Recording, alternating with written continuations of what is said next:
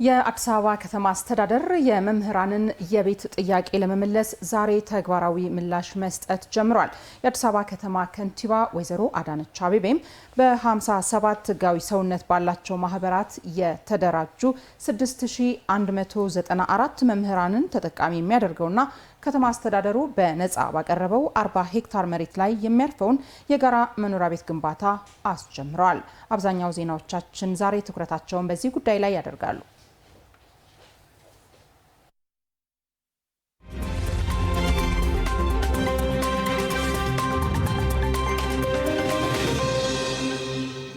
የተከበራችሁ ተመልካቾቻችን ኤምኤን 24/7 ምዕራፍ 2ን እየመራን ከመላው ስቱዲዮና የስርጭት ባለሙያዎች ጋር በመሆን ባልደረባዬ ኢየሩሳሌም ወሰኔለህ እኔም ተስፋው ነኝ ሰይድ እንዲሁም በምልክት ቋንቋ ደግሞ አማራ እያለው አብረናችሁ የምንዘልቅ ነው የሚሆነው። አብራችሁን ትቆዩ ዘንድ የአክብሮት ግብዣችን ነው።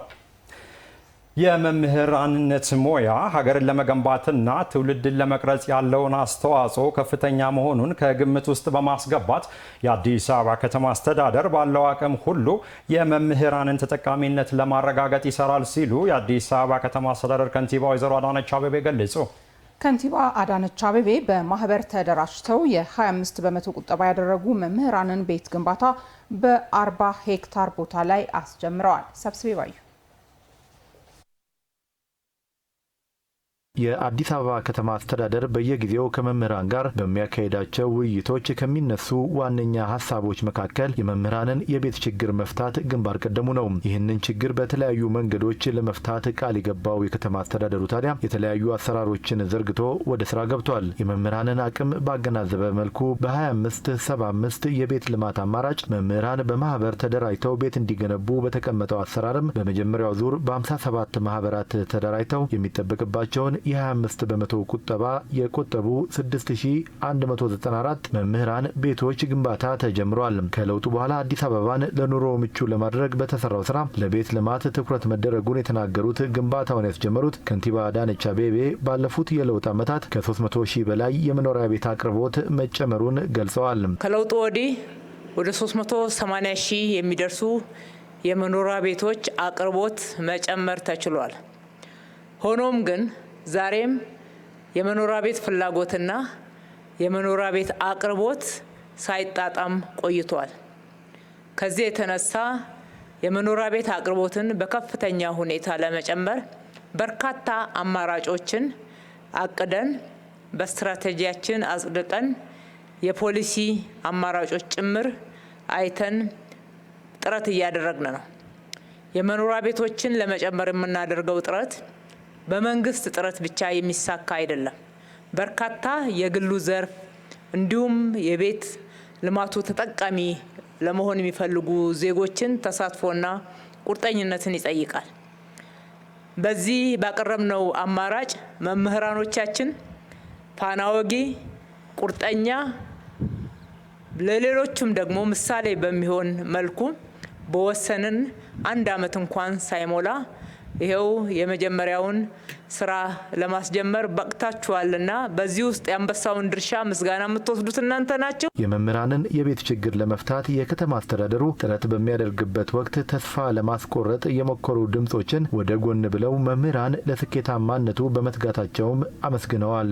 ሌላ አማራጭ የተዘጋጀላችሁ ይመስል ወይም ደግሞ ያለናንተ ጥረትና ቁርጠኝነት እንዲሁ በነፃ የሚሳካ ነገር ያለ ይመስል አይችሉም፣ በዚህ መርሃ ግብር አይገቡም፣ አይሳካም የሚሉ በርካታ ድምጾች ሲሰሙ ቆይታችኋል።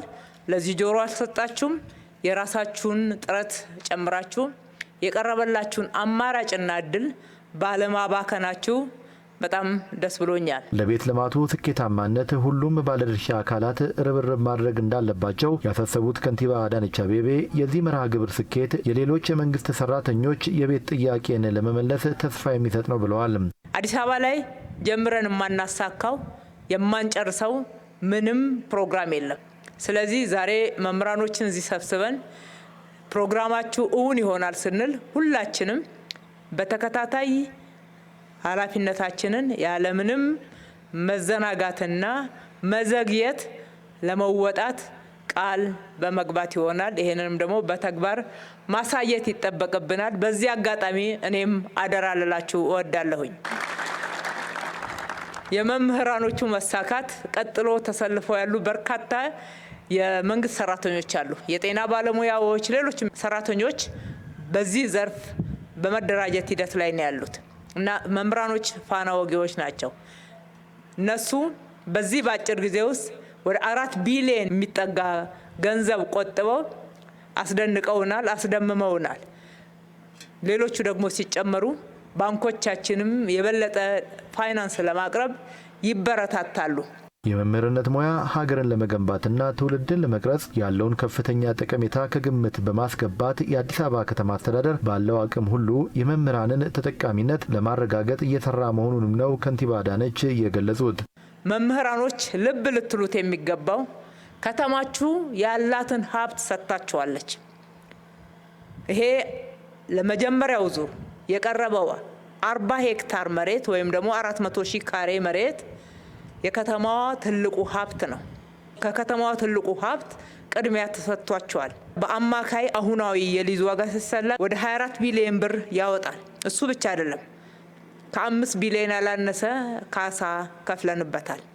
ይሄ አንድ ላይ ሲሰላ ለመምህራኖቻችን የሰጠነው አክብሮት ቅድሚያ ለሙያችሁ ሀገርን ለመገንባት ትውልድን ለመቅረጽ የምትከፍሉት ዋጋ ምን ያህል በመንግስትም ዘንድ በህዝባችሁም ዘንድ ክብር እንዳለው ይህንንም በተግባር እንዳሳየን እንድታዩት። የከተማ አስተዳደሩ ቤቶቹ በአጭር ጊዜ ተገንብተው እንዲጠናቀቁ ያልተቋረጠ ክትትል በማድረግና መሰረተ ልማቶችን በማቅረብ ድጋፉን አጠናክሮ እንደሚቀጥልም ነው ከንቲባ አዳነች አቤቤ ያስታወቁት። በተያያዘ ዜና የአዲስ አበባ ከተማ አስተዳደር ትውልድ ቀራጺ ለሆኑ መምህራን ቅድሚያ ሰጥቶ እና ኃላፊነትን ወስዶ እየሰራ መሆኑን የአዲስ አበባ ትምህርት ቢሮ ኃላፊ ዶክተር ዘላለም ሙላቱ ተናግረዋል። ለመምህራን ቤት ግንባታ በስራ ላይ የዋለው 2575 የቤት ልማት አማራጭ መምህራንን የቤት ተጠቃሚ እንዲሆኑ የከተማ አስተዳደሩ በልዩነት ያስቀመጠው አቅጣጫ መሆኑን የገለጹት ደግሞ የቤቶች ልማትና አስተዳደር ቢሮ ኃላፊ ወይዘሮ ቅድስት ወልደ ጊዮርጊስ ናቸው። ሰብስቤ ባዩ ተከታዩን ዝርዝር ዘገባ አጠናቅሯል። የአዲስ አበባ ከተማ አስተዳደር የመምህራን የቤት ጥያቄን ለመመለስ በማህበር የተደራጁ መምህራን ቤት ልማትን አስጀምረዋል። በመጀመሪያው ዙር በ57 ማህበራት ተደራጅተው የሚጠበቅባቸውን የ25 በመቶ ቁጠባ የቆጠቡ ከ6000 በላይ መምህራን ቤቶች ግንባታ መጀመሩን ነው የአዲስ አበባ ትምህርት ቢሮ ኃላፊ ዶክተር ዘላለም ሙላቱ ያስታወቁት። የዛሬው ዕለት ለመምህራን ቃል የገባነውን በተግባር ለማረጋገጥ ብሎም የመምህራንን አቅም ያገናዘበ ጥራት ያላቸው ተደራሽና ለኑሮ ምቹ የሆኑ መኖሪያ ቤት ግንባታ በማስጀመር የከተማችን መምህራን የቤት ባለቤት ለማድረግ የተሰባሰብንበት ታላቅ የብስራት ቀን ነው። የአዲስ አበባ ከተማ አስተዳደር ለመምህራን ቅድሚያ በመስጠት የቤት ባለቤትነትን ለማረጋገጥ ባስቀመጠው አቅጣጫ መሰረት ዛሬ በ57 ማህበራት ለተደራጁ 6194 መምህራን የመኖሪያ ቤት ግንባታ ያስጀምራል። የከተማ አስተዳደሩ የትውልድ ቀራጭና ለትውልድ ግንባታ እንዲሁም ለሀገር ብልጽግና መሰረት ለሆኑ መምህራን ቅድሚያ ሰጥቶና ኃላፊነት ወስዶ በመስራት ላይ ይገኛል። የቤት ልማት መርሃ ግብሩ ለቀጣይ ስኬታማ አፈጻጸሞች የመነሻ ምዕራፍ መሆኑን የገለጹት ኃላፊው ተዘናግተው በመርሃ ግብሩ ተሳታፊ ያልሆኑ አካላትን ታሳቢ ባደረገ መልኩ በቀጣይነት እንደሚሰራም ተናግረዋል። የዛሬው የመኖሪያ ቤት ግንባታ ማብሰሪያ መርሃ ግብራችን ሩጫችንን የምናጠናቅቅበት ምዕራፍ ሳይሆን በአዲስ መንፈስና በአዲስ ጉልበት ሩጫ የምንጀምርበት ደውል የተደወለበት ወሳኝ ዕለት ነው። ይህ የዛሬው ግንባታ ማብሰሪያ መርሃ ግብር የመጀመሪያችን እንጂ የመጨረሻችን ባለመሆኑ በቀጣይ በዚህ መርሃ ግብር ላይ ያልታቀፉ መምህራን ከግንዛቤ ውስጥ በማስገባት በቀጣይ ቆጥበው የቤት ባለቤት የሚሆኑበትን ስርዓት በቁርጠኝነትና በጠንካራ አመራርነት የበለጠ ብስራት ልንሰማበት የምንችልበትን መርሃ ግብርም ጭምር ሊኖር እንደሚችል ማረጋገጥ እወዳለሁ። ለመምህራን ቤት ግንባታ በስራ ላይ የዋለው 2575 የቤት ልማት አማራጭ መምህራን የቤት ተጠቃሚ እንዲሆኑ የከተማ አስተዳደሩ በልዩነት ያስቀመጠው አቅጣጫ መሆኑን የገለጹት የቤቶች ልማትና አስተዳደር ቢሮ ኃላፊ ወይዘሮ ቅድስት ወልደ ጊዮርጊስ ይህም የተሰጠውን ትኩረት ማሳያ ነው ብለዋል። ሁላችሁም እንደምታውቁት ከዚህ ቀደም በነበሩ የቤት ልማት ፕሮግራሞች ትልቁን እጅ እንዲቆጥብ የሚጠበቀው ቤት ፈላጊው የነበረ ሲሆን አሁን ግን ከተማ አስተዳደሩ ለዘርፉ በሰጠው ልዩ ትኩረትና ዜጎችን ለመደገፍ ባለው የጸና መሻት 75 እጁን መንግስት እንዲያበድር እንዲሁም 25 እጁን ቤት ፈላጊው ቀድሞ እንዲቆጥብ የሚያስችል ወርቃማ ውሳኔ አስተላልፎ እነሆ በዛሬው ዕለት ወደ ተግባር ተገብቷል። ይህም ብቻ ሳይሆን 40 ሄክታር ሲሰላ ከ24 ቢሊዮን ብር በላይ በሊዝ ዋጋ ሊያወጣ የሚችል ዛሬ ለመምህሩ ከተማ አስተዳደራችን በነፃ በመስጠት የመጀመሪያ እድልን ተጠቃሚ አድርጓል። የቤት ግንባታውን በጥራት በአጭር ጊዜ አጠናቆ ለአገልግሎት ለማብቃት በቂ ቅድመ ዝግጅት መደረጉንም ኃላፊዋ ገልጸዋል። እነዚህ ቤቶችም በተለወጠ አሰራርና መርህ ተመርተውና በጣም ባጠረ ጊዜ ተገንብተው ለተጠቃሚ መምህራኖቻችን እንዲቀርቡ ለማድረግ የሚያስችል በቂ ቅድመ ዝግጅትን መደረጉን በልበ ሙሉነት እየገለጽኩ ይህንን ለዜጎች ቅድሚያ የተሰጠ ታሪካዊ ውሳኔ በማሳለፍ ህዝባዊ ወገንተኝነቱን በተግባር ላሳየው የከተማ አስተዳደራችን በተለይም ለተግባራዊነቱ ፍጹም ቅን በሆነ ልባዊ የሆነ መሻት ለነበራቸው ክብርት ከንቲባችንን ያለኝን ክብርና አድናቆት እየገለጽኩ እንኳን ተሳካሉት ማለት እወዳለሁ። በማስጀመሪያ መርሃ ግብሩ ለቤት ግንባታ ማህበራቱ በከተማዋ የተለያዩ አካባቢዎች የተዘጋጁ መሬቶች በቴክኖሎጂ በታገዘ የዕጣ አወጣጥ ስርዓት ተላልፈውላቸዋል። ተመልካቾች ከኤኤምኤን መረጃዎቻችን እንደቀጠሉ ናቸው። የተለያዩ ጉዳዮችን እያነሳሳን ነው። በተለይ በአጀንዳነት ለመምህራን የጋራ መኖሪያ ቤት የመሰረት ድንጋይ መቀመጡንና መጀመሩን አስመልክቶ ነው። አሁንም እንቀጥላለን። የመምህራን የጋራ መኖሪያ ቤት ግንባታ መጀመር ከተማ አስተዳደሩ የገባውን ቃል በተግባር ያረጋገጠበት መሆኑን ተጠቃሚ መምህራን ገለጹ። ተግባሩ የመምህራኑን ጥያቄ በዘላቂነት የሚፈታና ለትምህርት ጥራትም ሚናው ጉልህ መሆኑ ተጠቅሷል። ሪፖርተራችን ፍቃዱ መለሰ ዝርዝሩን ተመልክቶታል።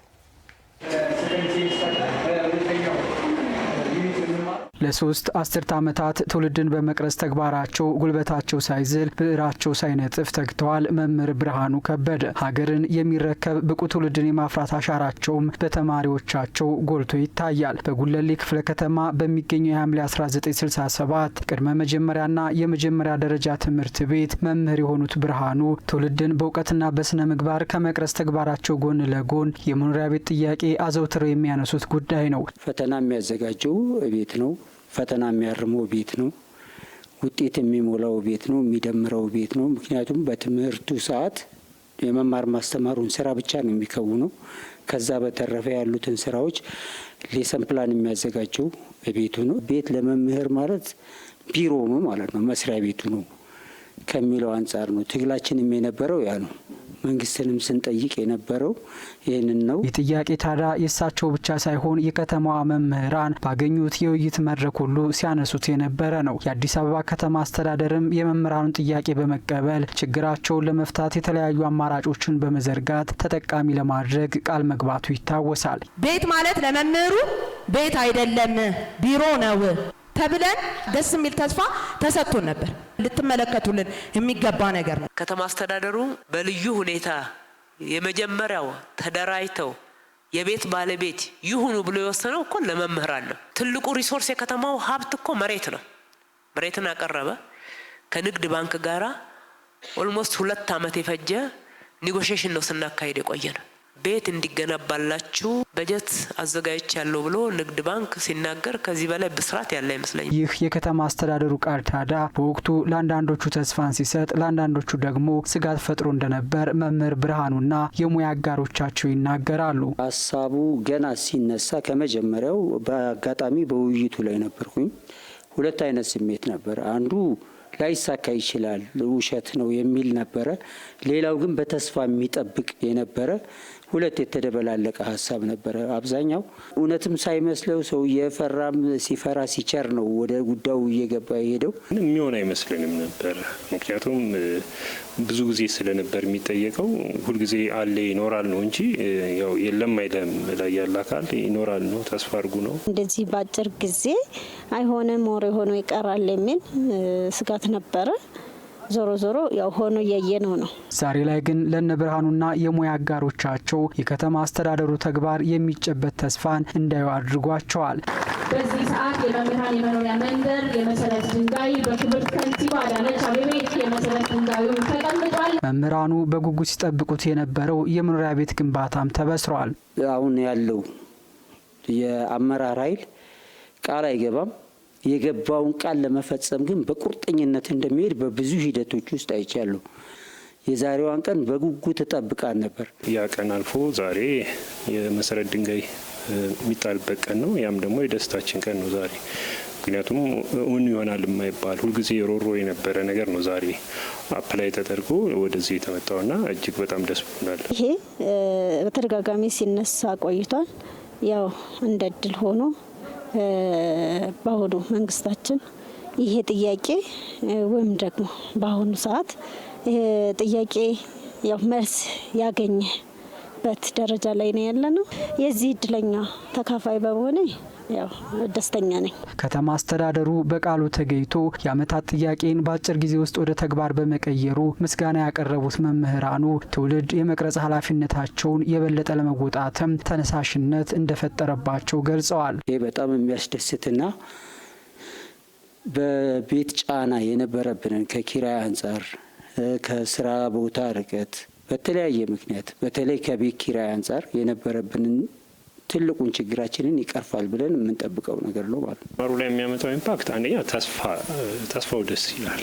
ምክንያቱም ሰው ተስፋ ሲያጣ መጥፎ ነው። እንደ ተስፋ ጥሩ ነገር የለም እና ያ ተስፋ ስታርቅ ደግሞ መኖርን ትፈልጋለህ።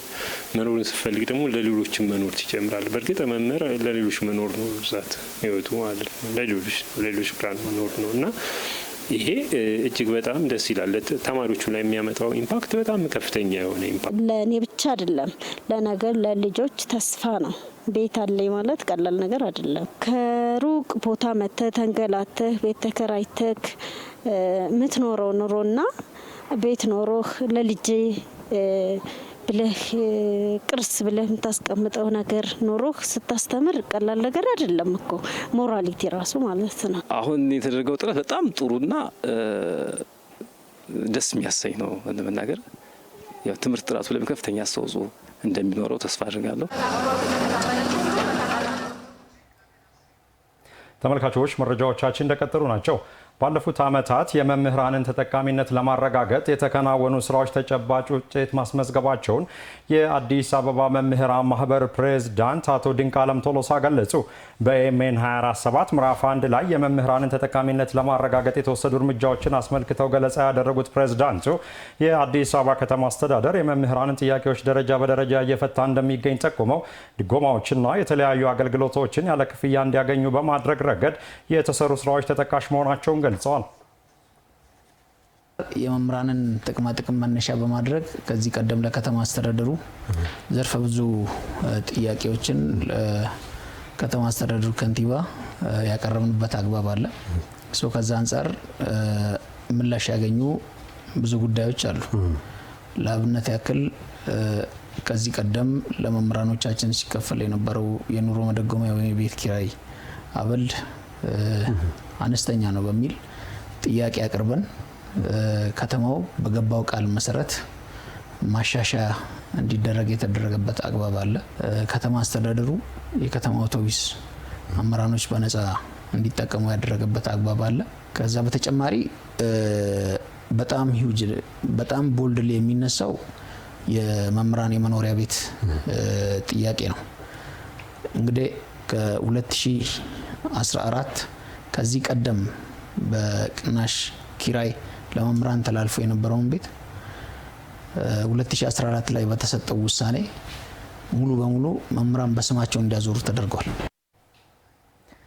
በመምህራን በኩል በተደጋጋሚ ሲነሱ ከነበሩ ጥያቄዎች መካከል የመኖሪያ ቤት ጉዳይ ቀዳሚ መሆኑን የገለጹት ፕሬዝዳንቱ ይህንን ጥያቄ ለመመለስ ከተማ አስተዳደሩ የገባውን ቃል በተግባር እየገለጸ መሆኑን አብራርተዋል።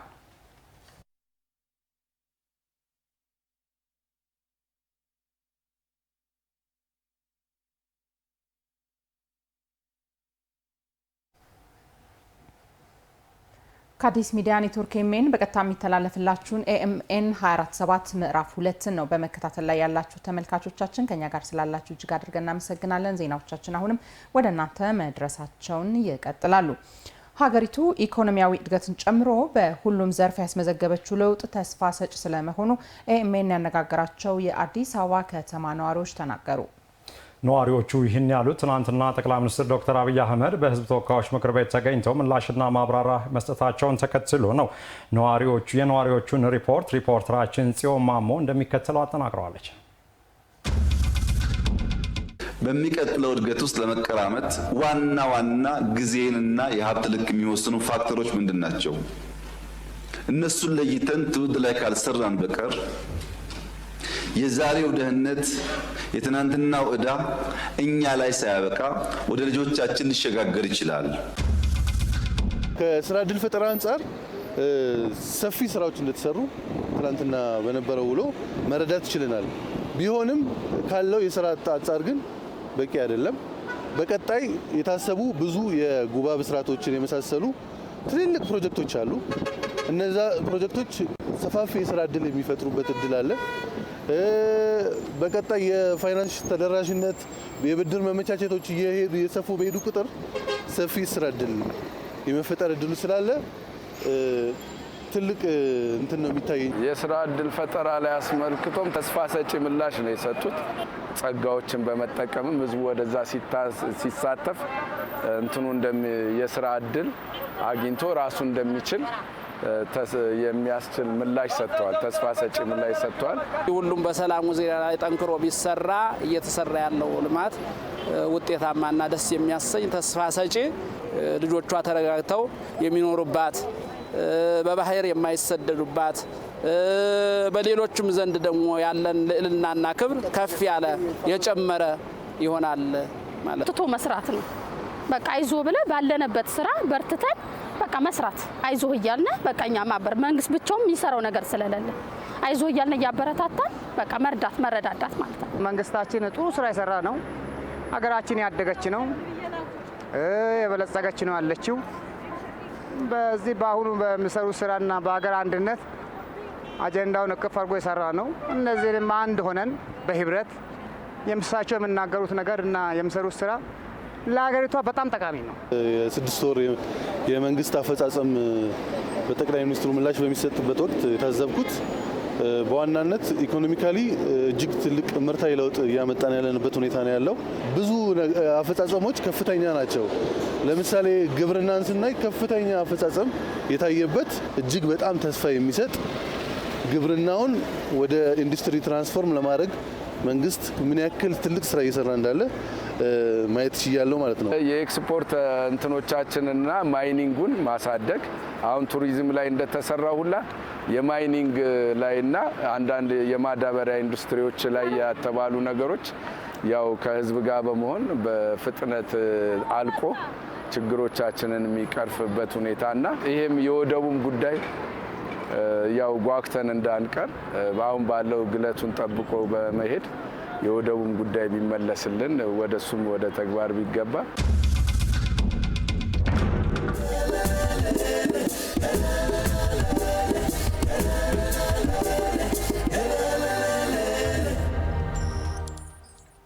ውድ ተመልካቾች ከኤኤምኤን ዜናችን እንደቀጠለ ነው። መዲናችን አዲስ አበባ 39ኛው የአፍሪካ ህብረት የመሪዎች ጉባኤን ለማስተናገድ ዝግጅቷን እያጠናቀቀችና እንግዶቿን ልትቀበል በመዘጋጀት በመሰናዳት ላይ ትገኛለች። ይህን የተመለከተ ዜና ነው በቀጣይነት የምናልፈው።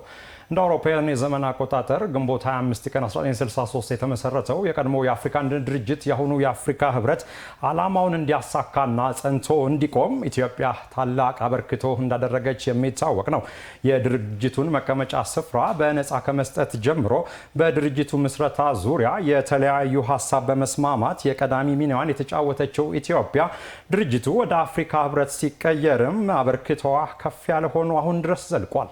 ሪፖርተራችን አሰግድ ኪዳነ ማርያም በአፍሪካ አንድነት ድርጅት ምስረታና በአፍሪካ አንድነት ጉዞ ውስጥ የኢትዮጵያ ሚና ምን ነበር ሲል ተከታዩን መሰናዶ አዘጋጅቷል። አብረን እንከታተል።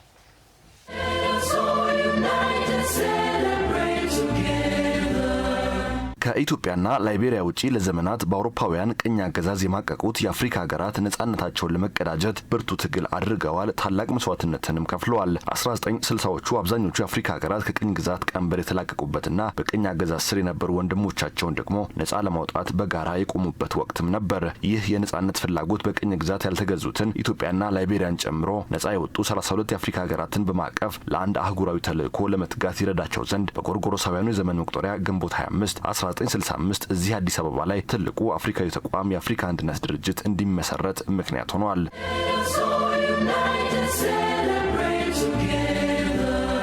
ድርጅቱ የተመሰረተባትና መቀመጫውን ያደረገባት ኢትዮጵያ ለመስረታው ብቻ ሳይሆን ድርጅቱ ጸንቶ በእግሩ እንዲቆምና ዓላማውን እንዲያሳካም ታላቅ አበርክቶ አድርጋለች። ቀድሞ በአድዋ ተራሮች በኢትዮጵያውያን የተፈጸመው እስከ አፍንጫው የታጠቀ ነጭ ወራሪ ድል የማድረግ መንፈስ በአፍሪካም ይሁን ከአፍሪካ ውጭ ያሉ ጥቁሮች ስለ ነጻነታቸው እንዲታገሉ በሩን ከፍቶላቸዋል። ኢትዮጵያ አብዛኞቹ የአፍሪካ ሀገራት በነጻነት ትግል ላይ ሳሉም ወታደራዊና ዲፕሎማሲያዊ ድጋፎችን አድርጋለች። ከነጻነት በኋላ ደግሞ የአህጉሪቱ ሀገራት በአንድነት መንፈስ ለጋራ ዓላማ እንዲቆሙ በተደረገው ጉዞ ውስጥም ኢትዮጵያ ከፊት ሆና መርታለች።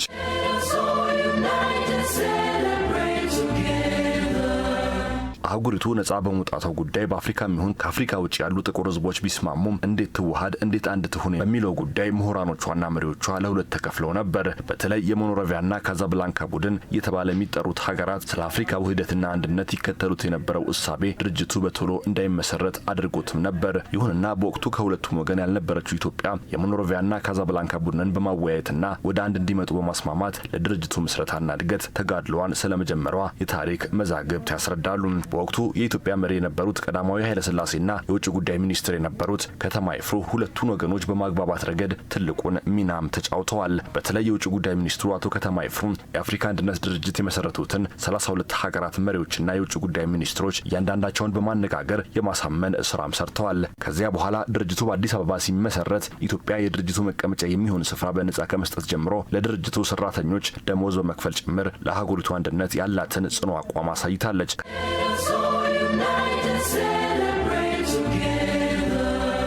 ከዚያ በኋላ የድርጅቱ መሪዎች ያለ እንግልት አዲስ አበባ መጥተው ምክክሮች እንዲያደርጉ እንደ ሆቴል ያሉ መሰረተ ልማቶችን በመገንባት ነጻ ያልወጡ ሀገራት ነጻ እንዲወጡና ድርጅቱን እንዲቀላቀሉ ለነጻነት ታጋዮቻቸው ልዩ ልዩ ድጋፎችን በመስጠት ለአህጉራዊ ተቋም መመስረትና መጽናት ያላትን አቋም በተግባር አሳይታለች። የአፍሪካ አንድነት ድርጅት ሲመሰረት ከቅኝ አገዛዝ ነጻ ያልወጡ ሀገራት ነጻ እንዲወጡ ማድረግ አህጉራዊ አንድነትን መፍጠር ዋነኛ ዓላማ አድርጎ የነበረ ሲሆን ከ4 አስርት ዓመታት በኋላ ይህንን ግቡን ሙሉ በሙሉ በሚባል ደረጃ ያሳካው ድርጅቱ በጎርጎሮሳውያኑ 2002 ሌላ ግብና ተልእኮን ይዞም የአፍሪካ ህብረት የሚል ስያሜን በመያዝ ዳግም በደቡብ አፍሪካዋ ደርባን ከተማ ተወልዷል።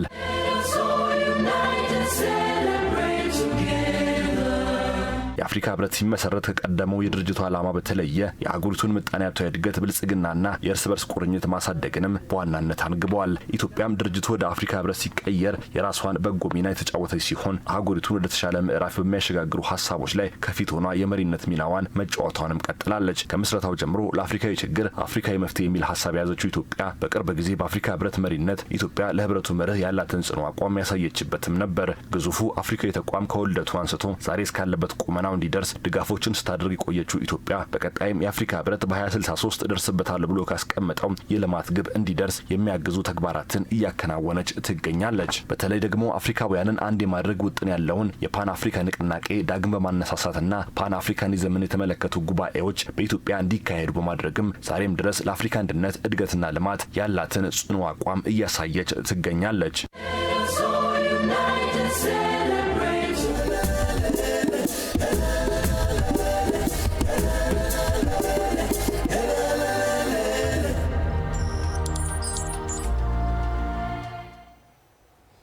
ቀጥለናል ተመልካቾቻችን። መሬትን በፍትሃዊነትና በግልጽነት ተደራሽ ለማድረግ እየተሰራ እንደሚገኝ የአዲስ አበባ ከተማ የመሬት ልማትና አስተዳደር ቢሮ አስታወቀ።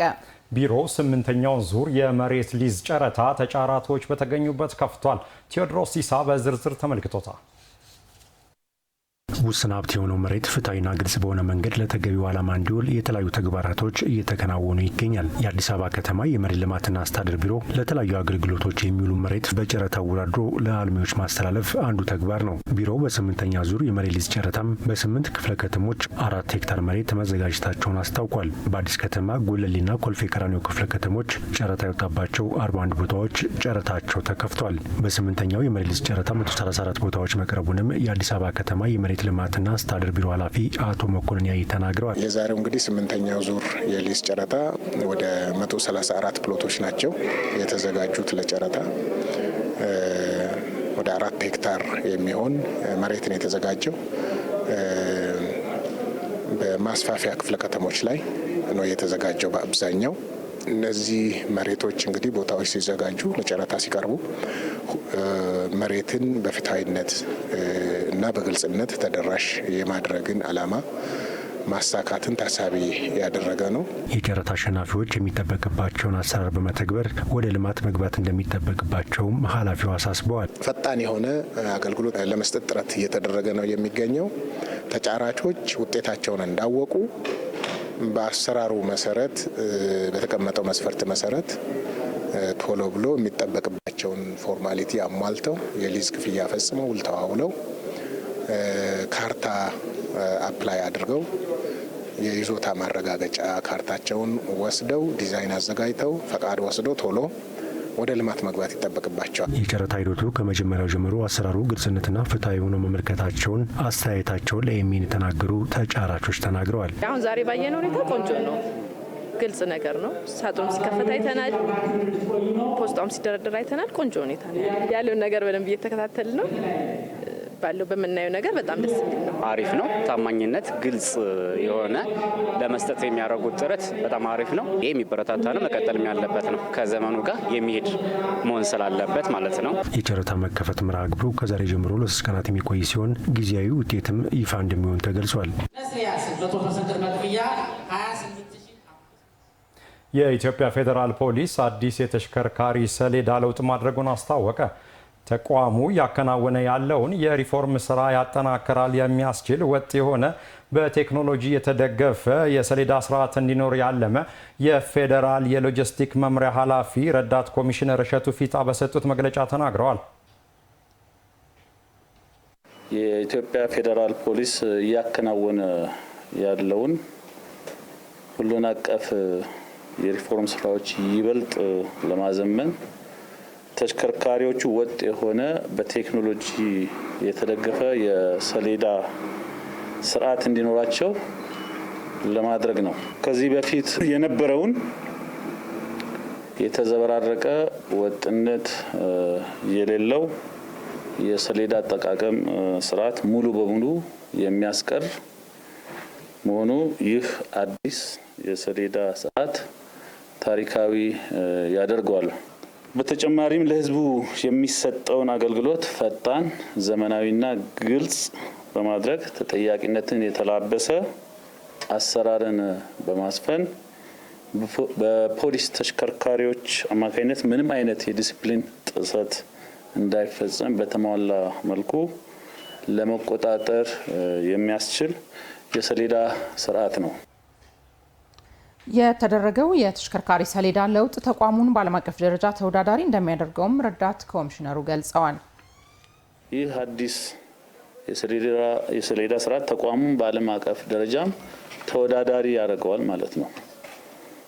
ተወዳዳሪነቱን ከፍ ያደርጋል። የተሽከርካሪውን እንቅስቃሴ በቴክኖሎጂ ለመከታተልና ስራን ለስራ አመራርም ምቹ ያደርገዋል። የወንጀል መከላከልና የወንጀል ምርመራ ስራችንንም ያግዛል፣ ያቀላጥፋል፣ ፈጣንና ቀልጣፋ ያደርገዋል። ፖሊሳዊ ስነ ምግባርንም በተመለከተ መንገድ መካሄዱን ለመከታተልና ለመቆጣጠር ብሎ አስፈላጊ ድጋፎችንም ለማድረግ በእጅጉ ይረዳል። የኢትዮጵያ ፌዴራል ፖሊስ በ2031 ሀገር የተያዘውን የዲጂታል ኢትዮጵያ ልማት ለማሳካት በርካታ ተግባራትን እያከናወነ እንደሚገኝ የተገለጸ ሲሆን የተሽከርካሪ ሰሌዳ ለውጡ አንዱ የዲጂታላይዜሽን ልማት አካል መሆኑ ተገልጿል። በአይነቱ የመጀመሪያ የሆነው አዲሱ የተሽከርካሪ ሰሌዳ ጥር 28 ቀን 2018 ዓ.ም በይፋ ስራ ላይ የሚውል መሆኑን ተገልጿል ሲል ሪፖርተራችን ታምሩ ደምሴ ዘግቧል።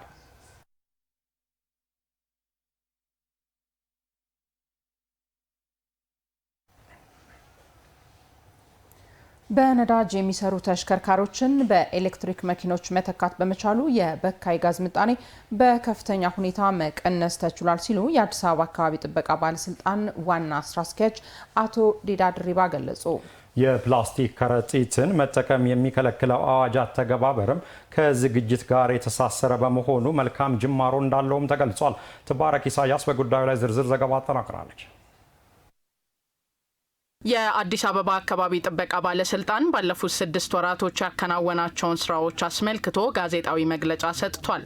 በመግለጫውም በባለስልጣን መስሪያ ቤቱ የተከናወኑ አበይት ተግባራት የተነሱ ሲሆን በተለይም የማይበገር አረንጓዴና ተስማሚ የአየር ሁኔታን ለማስፈን በካይ የሆኑ ጭሶችን መከላከል የሚያስችሉ ጉዳዮች ላይ በስፋት መሰራቱን የአዲስ አበባ አካባቢ ጥበቃ ባለስልጣን ዋና ስራ አስኪያጅ አቶ ዲዳ ድሪባ ተናግረዋል። በተለይም በትራንስፖርት ዘርፉ ላይ የተሰሩ ስራዎች አመርቂ ውጤት ማስመዝገባ ቸውን የገለጹት ዋና ስራ አስኪያጁ በነዳጅ የሚሰሩ ተሽከርካሪዎችን በኤሌክትሪክ መኪኖች መተካት በመቻሉ የጋዝ ምጣኔው በከፍተኛ ሁኔታ መቀነስ ተችሏል ብለዋል። በነዳጅ የሚሰሩትን መኪኖች በመተካት በኤሌክትሪክ የሚሰሩ አውቶቡሶችን በማስገባት ትናንሽ መኪኖችን በማስገባት እሁድ ደግሞ ከተሞች አንዳንድ መንገዶችን ለይቶ ከተሽከርካሪ ነፃ በማድረግ ሙቀታማ ቀይ ጋዝ ወደ ሰማይ እንዳይለቀቅ የራሱን አስተዋጽኦ አድርገዋል ማለት ነው። ከቀናቶች በፊት ተግባራዊ መደረግ የጀመረው የፕላስቲክ ከረጢትን መጠቀም የሚከለክለው አዋጅም ከቅድመ ዝግጅት ጋር የተሳሰረ በመሆኑ መልካም የሚባል ጅማሮ እንዳለው የገለጹት ዋና ስራ አስኪያጁ በቀጣይ የተሻለ ውጤት የሚያስገኝ መሆኑንም ጠቁመዋል። የኛ ባለሙያዎች እያንዳንዱ ክፍለ ከተማ ተዘዋውረው ሱፐርማርኬቶችን ሱፐርቫይዝ እያደረጉ ነው ያለው። ለኔ የሚታየኝ በዚህ አጭር ጊዜ ውስጥ ይህን አይል ተዘጋጅተው ዳቦ የሚያቀርቡበት ስኳር የሚያቀርቡበት እቃ መኖሩ ራሱ እኔ ደግሞ ሰክሰስፉል ነው ብዬ ነው ማስበው፣ ስኬታማ ነው ብዬ ነው ማስበው። እየጨመረ ይሄዳል። ባለፉት 6 ወራት የተቋማትን የስራ ባህሪ መነሻ በማድረግ በቀንና በምሽት የቁጥጥር ስራ በስፋት መሰራቱን የገለጹት ደግሞ የአዲስ አበባ አካባቢ ጥበቃ ባለስልጣን ምክትል ስራ አስኪያጁና የአየር ንብረት ለውጥና የብክለት ዘርፍ ኃላፊ አቶ ሙሉቀን ዮናስ ናቸው። በዚህ 6 ወር ውስጥ ወደ 7936 ተቋማት ላይ ክትትል ለማድረግ ሞክረናል። ይሄ የአምራች ተቋማት ላይ በተለይ በድምጽ፣ በአየር ብክለት፣ በአፈር እና በፍሳሽ ብክለት ክትትል ያደረግንባቸው ናቸው። ህግ ያላከበሩ የአካባቢን ህግ ጣሱ 1875 ተቋማት ላይ እርምጃ ተወስዷል። ይሄ ማለት ከጽሁፍ ማስጠንቀቂያ እስከ ይሸጋ ማለት ነው። በቀጣይም ህግ የማስከበሩ ተግባር ተጠናክሮ እንደሚቀጥል ተመላክቷል።